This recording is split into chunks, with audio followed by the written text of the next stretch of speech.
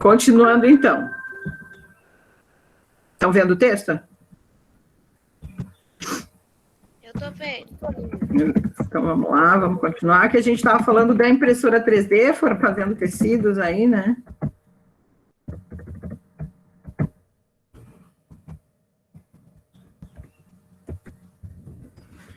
Então, a pesquisa representando o avanço da medicina regenerativa, né? Os especialistas imprimiram estruturas cartilaginosas e ósseas, né? Ósseas e musculares estáveis. Após implantá-las em roedores, cobaias, né, amadureceram até se transformarem em tecido funcional, quer dizer que tenha uma função no organismo, né, enquanto desenvolviam um sistema de vasos sanguíneos.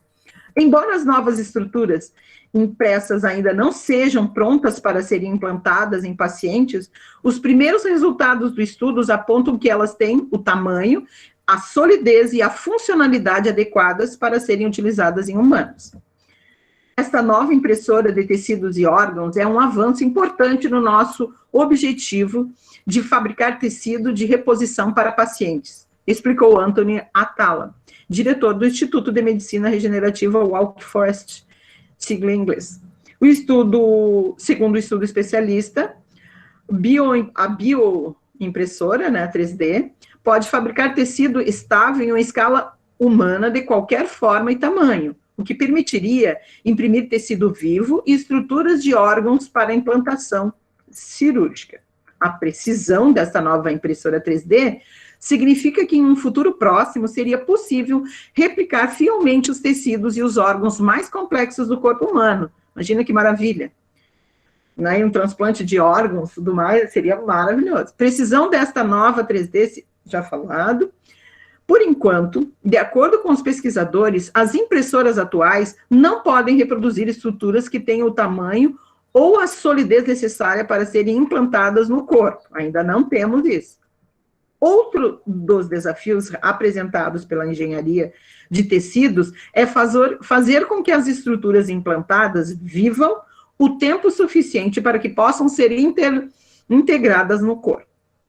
Atala e seus colegas conseguiram fabricar uma orelha de um tamanho apto para bebês, de 1,5 polegadas, 38,1 milímetros, né, capaz de sobreviver e apresentar sinais de vascularização, seria os vasos sanguíneos, tá? 2 meses após ser implantado.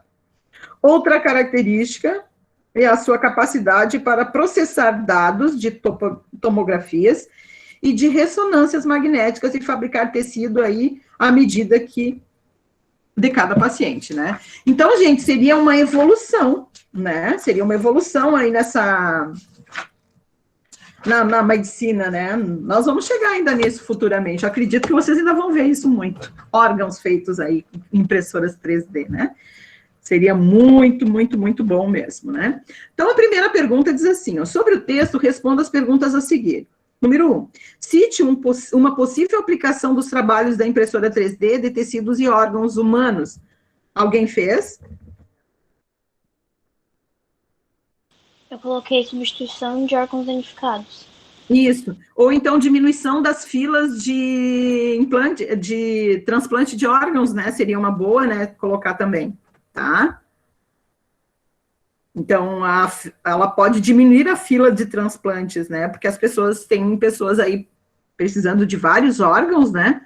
E que estão numa fila esperando um doador, né? Porque é preciso a pessoa morrer e a família ser doadora de órgãos, essa pessoa ser doadora de órgãos, para poder tirar os órgãos da pessoa, né? Para implantar em outro. Então, isso ajudaria muito, né? Nessa fila aí da espera por transplantes, tá? Pode colocar isso como resposta, tá bom? 2. Que tipos de tecidos foram impressos? Ali ele está falando de um tecido, né? Que tipos de tecido, gente? Cartilaginoso e ósseo? Isso, tecido ósseo, cartilaginoso e muscular, né? Foram os 3 tipos de tecido que foi falado ali no texto, né? Aí diz que a reportagem foi publicada em 15 de fevereiro de 2016 Escreva o que você imagina sobre a perspectiva futura para essa tecnologia. E é uma pergunta mais pessoal. O que vocês responderam?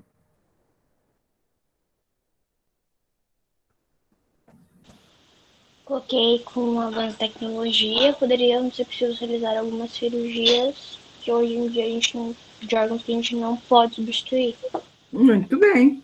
Então, seria em pouco tempo, essa impressora vai ajudar bastante aí, né, a replicar tecidos, né, por enquanto, e órgãos que são necessários, que tem várias pessoas aí que precisam, né, e mais complexo. Então, isso é um processo, né, ela vai melhorar ainda, né, com o tempo ela ainda vai melhorar bastante. Hora do estudo agora. Vamos lá, na hora do estudo. Número 1. Quando as plantas são colocadas perto da janela, acontece o que vemos na imagem abaixo. Qual característica dos seres vivos pode ser observada nessa situação? Olha só, gente, ela está colocada na janela. Necessidade de energia. Isso, a direção da luz, né? E o estímulo é o ambiente ali, a luz, para que ela possa fazer fotossíntese, necessidade de energia, né? Mas é a necessidade de energia e o estímulo é a luz. Ela se vira para o lado da luz para que ela possa fazer o quê? A fotossíntese e produzir a matéria orgânica para ela, né?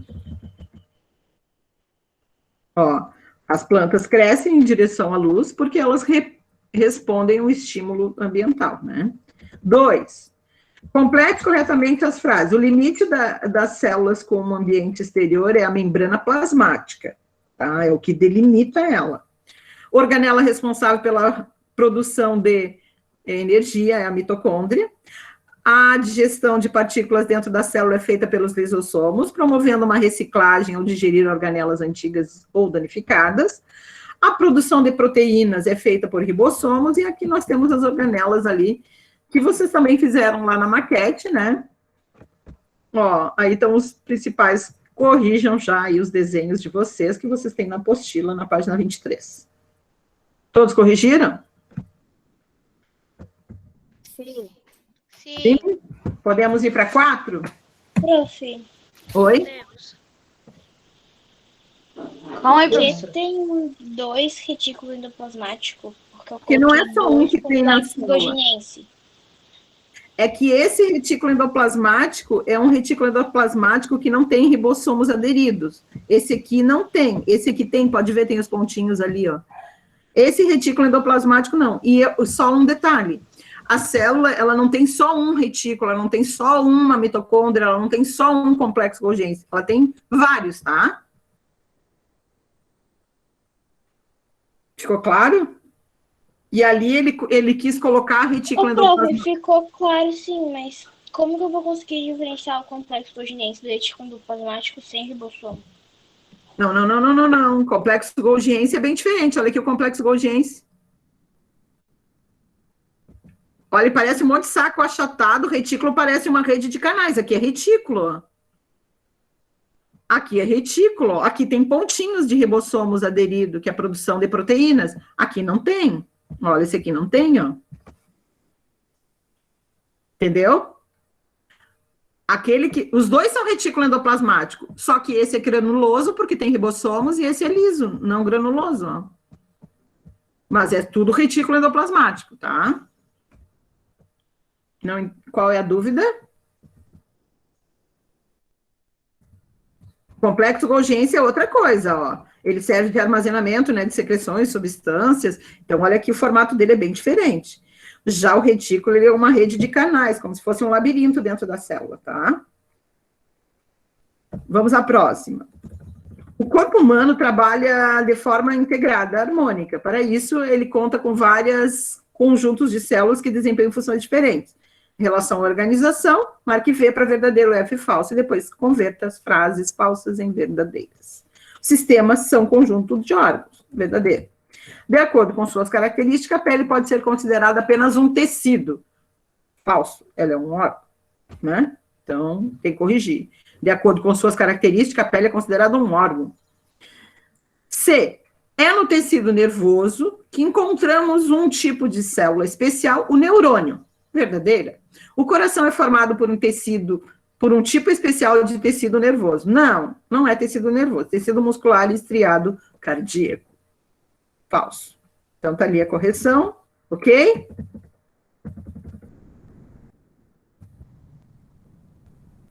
Grupos de célula, número 5, especializadas em executar um número de funções específicas, são chamadas de tecidos. Cada um dos tecidos do nosso corpo tem uma estrutura e papel diferenciados na manutenção do organismo. O quadro a seguir contém 2 colunas. Uma cita os tipos de tecido e a outra os tipos de celulares representativos dispostos de forma aleatória. Relacione corretamente as colunas. Então, o que você tem que fazer? É como se tivesse... Lembra que vocês faziam os exercícios de ligar? Lembra? É mais ou menos um tipo de atividade que você vai ligar, só que depois você vai associar, ó. Tá? Então, tecido epitelial. Revestimento da pele. Então, ele liga com com B, ó.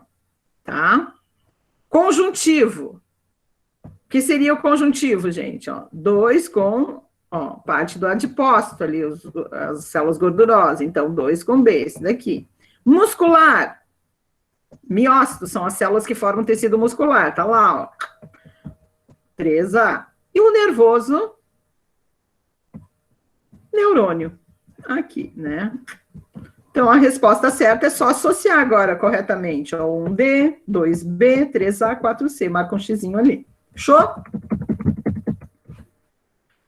6. Um paciente estava internado com um tipo de infecção. Depois de um tempo de tratamento, a infecção fugiu ao controle e tornou-se generalizada, espalhada pelo corpo todo. Generalizada é quando é tudo, né? Perdeu o controle, como diz ali, complicando a situação dele. De acordo com o que você já estudou neste capítulo sobre funcionamento do organismo, explique por que esse tipo de situação não é rara. Daí ali já está até as respostas, estão lendo, né? Porque o corpo humano funciona de forma integrada e a falha em um órgão pode afetar todos os outros. No caso específico, a forma mais comum é a proliferação pela via sanguínea, né? Então, é através do sangue que vai se espalhar aí essa infecção aí, né? Essas bactérias aí que estão causando essa infecção generalizada no organismo. Ok? Essa aqui, essa atividade 7, é da Olimpíada Brasileira de Ciências, né? O modelo tridimensional a seguir é uma representação esquemática de uma célula eucariótica, observe ao microscópio, associa a organela 1, 2 e 3, assinaladas na representação esquemática com as características ou funções descritas. Aí eu vou só associar. 1, estrutura celular relacionada à fabricação de proteínas. Quem é que faz isso? Ribossomos. Então, é aqui, ó. 2. Estrutura responsável pelo empacotamento e pela secreção das substâncias. Complexo golgiense. Aqui está ele, ó. 4. Organela abundante nos tecidos e as células que requerem grande consumo de energia. Produtora de energia na célula é a mitocôndria. 1, tá aqui, ó. E 4, organela envolvida na redução da cauda de girinos. Quem que é que faz a reciclagem da cauda dos girinos? Lisossomos. Lisossomos aqui. É esse aqui. Não é ribossomos esse aqui. O ribossomo está em 3, ele está aderido no complexo golgiense. Esse aqui é o lisossomo, tá? Ó, essa organela aqui, ela está livre, ó. Está ali, ó, a partir do complexo golgiense que ela se forma. O lisossomo se forma a partir do complexo golgiense, tá? Então, esse aqui é o lisossomo, 2 ali. Essa 4 é a 2. E o ribossomo é a 3, tá? Então, agora é só marcar lá, ó. 1, 3, 2, 4, ó. 2, 4, 3, 1 e 4, 2. Fechou? É só associar ali também. Agora, os sistemas do corpo integrado. Muito bem, nós temos uma musiquinha hoje, gente, para nós. E aí, Lara, vamos cantar? Eu combinei com a Lara porque ela faz coral, mas ela disse que não ensaiou muito. Vamos ouvir fazer assim, gente, ó. Nós vamos ouvir a música, todo mundo vai ouvir primeiro e depois a gente vai cantar, pode ser? Pode ser? Não sei, porque tem delayzinho.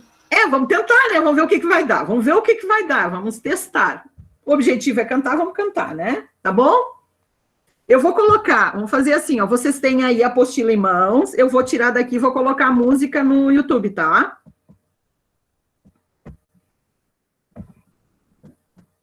Deixa eu só voltar aqui.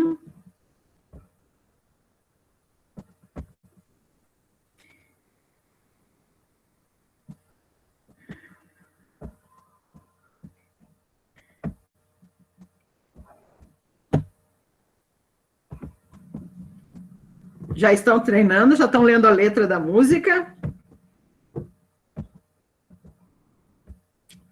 Eu vou compartilhar vamos ver se eu consigo.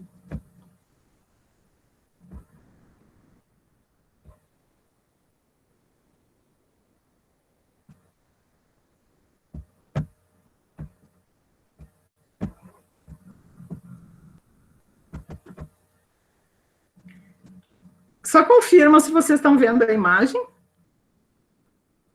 Sim. Agora eu tô vendo. Tá perfeito. Prestem atenção e já acompanhem. Depois, na segunda vez, a gente canta e deu. Vamos tentar primeiro só ouvir.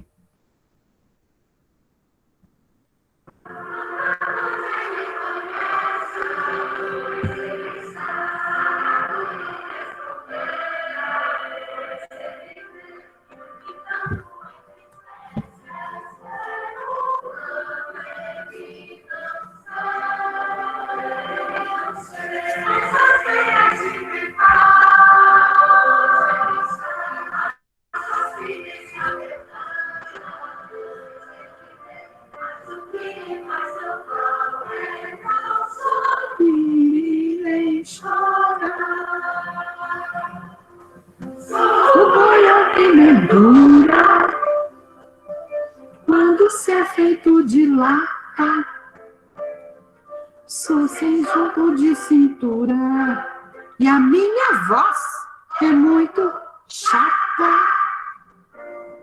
Vou ter sempre algum defeito, esperança.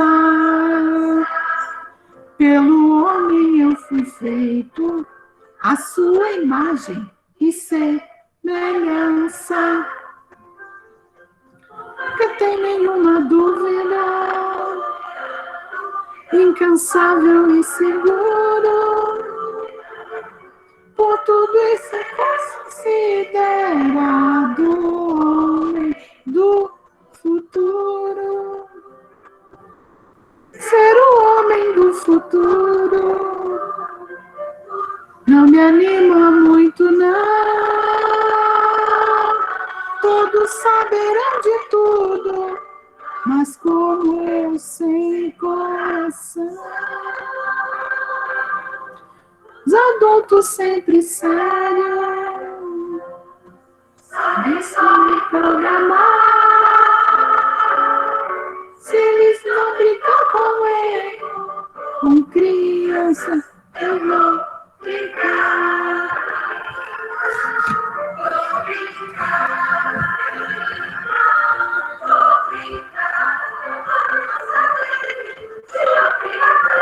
O balão gosta dele,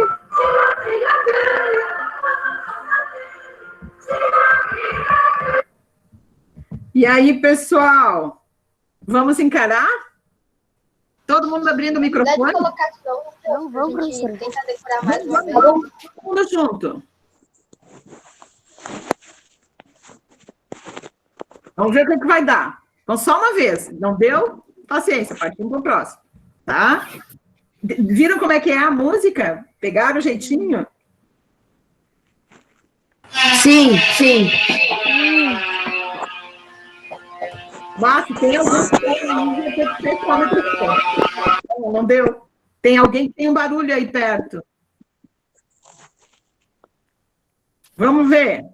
Eu vou começar e a gente canta junto, pode ser? Pode. Então vamos lá. 1, 2, 3.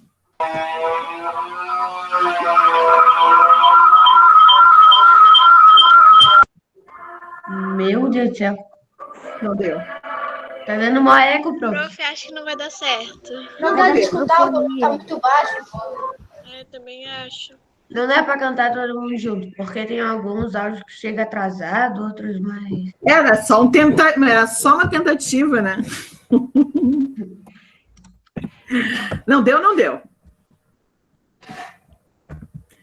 Ok, beleza. Tentamos, né? Eu consegui cantar. Vocês ouviram eu cantando um pouquinho? Eu ouvi. Eu escutei. Baixinho. Deu baixinho? Porque estava dando a música, né? Mas enfim, gente. Deixa eu só... Olha só, ali debaixo do texto, vocês viram a música, é uma música do robô, né? Porque a gente vai falar sobre sistemas integrados, tá? Então, essa música vem aqui, eu achei muito bonitinha essa música para cantar em coral mesmo, né? Tem uma graça, assim, eu adorei a música. Antes eu cantei um pouco, até acordei hoje pensando nessa música, mas enfim. Vamos responder o que pergunta sobre essa música. Ali embaixo diz assim, ó. Segundo a letra da música, o que diferencia um robô do ser humano, que está na música, tá?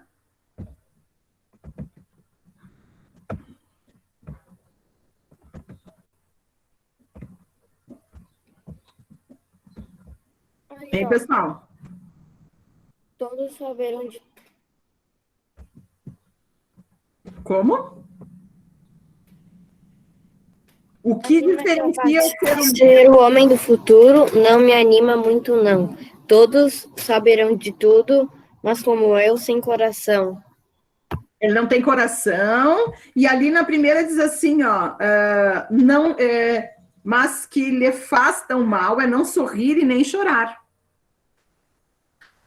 Né?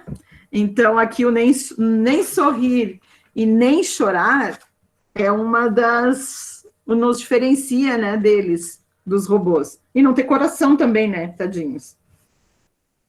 A 2. Afinal, quem somos nós? O que realmente nos caracteriza como seres humanos? O que nos diferencia aí dos seres humanos?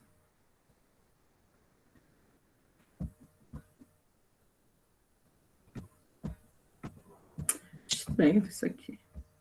Hein, pessoal? Pensem aí. O que diferencia? O que realmente nos caracteriza como seres humanos? Isso. Os nossos órgãos, os nossos tecidos, as nossas células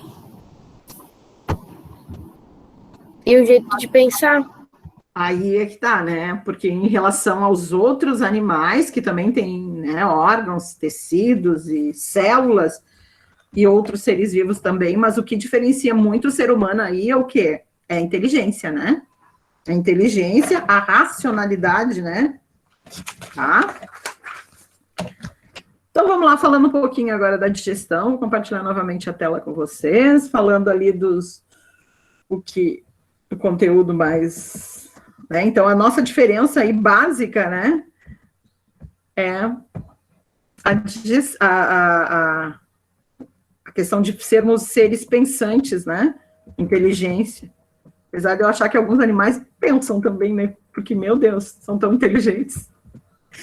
Não como nós, né, não fazem essa ligação, mas eles têm uma sensibilidade, né,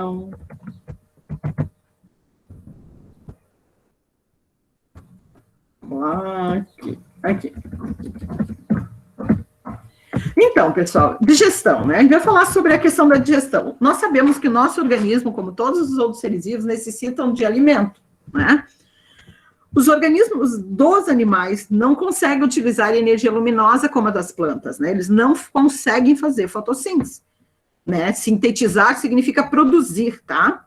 Então, não conseguem produzir a energia, sintetizar, né, produzir seu alimento, diferente das plantas, das algas, que são autótrofas, como a gente já viu, né, e consegue produzir, ficando no sol, consegue fazer fotossíntese e produzir a matéria orgânica aí nos nutrientes que ela precisa, né. É por isso que o ser humano se alimenta durante toda a sua vida, né. Os alimentos nos fornecem diferentes tipos de nutrientes, são de fontes de energia que nos proporcionam substâncias necessárias ao crescimento do corpo, bem como a reposição de perdas diárias. Por exemplo, quando o corpo precisa repor alguma célula, formam novos tecidos ou recompor algum tecido danificado, né? Quando, por exemplo, a gente se corta, quando as nossas células, no verão, muito comum a gente queimar, né? Ficar mais bronzeado, e é que às vezes queima tanto que chega a descascar aquela pele ali, tem que ser reposta, né? Então, esses alimentos aí nos vão dar energia necessária para o crescimento do corpo, para a reposição de perdas diárias, né? De perda de tecido ou alguma lesão que a gente teve na nossa pele, tá? Ou em outro órgão. Formar novos tecidos, recompor algum tecido danificado, como eu falei, né? Regeneração de tecido ósseo, quando se quebra um osso, por exemplo. As substâncias utilizadas são provenientes sempre aí dos alimentos, né? Dali que a gente tira a matéria-prima para formar o nosso corpo, né? A maioria das moléculas que constituem os alimentos, como as proteínas, os lipídios, que são as gorduras, os carboidratos, né? De forma geral aí, os açúcares, enfim, outros carboidratos, são relativamente grandes. Proteínas, lipídios e carboidratos são grandes. Para que essas grandes moléculas, macromoléculas, possam ser assimiladas, isto é, chegar no nosso organismo, né, é necessário transformar essas substâncias em compostos mais simples, menores. Essa transformação, por exemplo, de uma molécula de gordura, quando você come uma carne que tem gordura, quando você come um pão que tem carboidrato, ou uma batata, qualquer outra coisa, né? Ou uma proteína também na carne, lipídios, né? Também que tem na carne, que são gorduras. Essas substâncias, elas não vão conseguir chegar dessa forma dentro das nossas células, elas são muito grandes, são macromoléculas. Elas precisam ser micromoléculas para que elas possam ser assimiladas, chegar até as células, ir pelo sangue, chegar até as células, nutrir as nossas células. Quem faz esse processo de quebra, de transformação desse alimento, é a digestão. Então, isso é a digestão. A definição da digestão é a transformação do alimento em moléculas menores para que eles possam ser assimilados pelo nosso organismo. Durante a digestão, as macromoléculas dos alimentos sofrem ação de enzimas. As enzimas, elas são substâncias que ajudam, que auxiliam no nosso organismo na reação das reações químicas. Então, existem enzimas que vão, as lipases que vão digerir os lipídios, as peptidases que vão digerir as proteínas, né? Enfim, vão existir vários tipos de enzimas no nosso organismo. A amilase, né, que é um tipo de enzima que vai digerir o amido, né? Então, tem cada enzima é específica para um tipo de alimento, certo? Aí, ali do texto do lado, né, as enzimas facilitam a ocorrência das reações no organismo, elas são específicas, como eu falei, ou seja, cada tipo de enzima só atua sobre uma determinada substância. No caso do processo de digestão, cada enzima só atua num tipo específico de alimento. Por exemplo, algumas enzimas agem apenas sobre as proteínas e outras somente sobre os lipídios ou carboidratos. Durante a digestão, as macromoléculas, que da forma como a gente está mastigando lá, dos alimentos, sofrem a ação dessas enzimas. E ao sofrer a ação das enzimas, elas são quebradas em outras moléculas, transformadas, né, por a reação química. Aí, ó, a reação química, o que é? A gente já viu que a reação química, ela transforma os alimentos em outro tipo de molécula, né, em outra substância. Então, é exatamente isso que vai acontecer com as enzimas. Elas vão agir sobre o alimento e vão transformar em outras substâncias. Olha só. Durante a digestão, então, as enzimas vão sofrer a ação aí, vão transformar. Aqui nós temos as macromoléculas e aqui embaixo nós temos as micromoléculas. Tá? Então, as macromoléculas, cara, proteína, olha o tamanho da proteína, uma macromolécula. No processo de digestão, as enzimas vão quebrar os carboidratos e transformar eles em as substâncias menores, ó, em açúcares simples, tá? Então, o amido, que é um tipo de carboidrato, tá? Produzido lá pela fotossíntese, né? Armazenado na planta, ele é quebrado em substâncias bem menores. Olha como é que ele vai chegar na célula, bem pequenininho. As proteínas, elas são macromoléculas, ao tamanho da proteína, e ela vai ser quebrada em aminoácidos na digestão, tá? Então, ela já vai ser quebrada ali no processo de digestão, olha só. As gorduras também vão ser, são macromoléculas, olha aqui a molécula de gordura, ó. Só que ela vai ser quebrada e ela se transforma em ácidos graxos e glicerol no processo de digestão. Tá? Então, aquela forma que foi ingerida, ela é transformada em outra substância, tá? Bom, gente, olha só. Antes que a gente continue a nossa aula de hoje, eu tenho que marcar com vocês, pessoal, vou... Só um minutinho.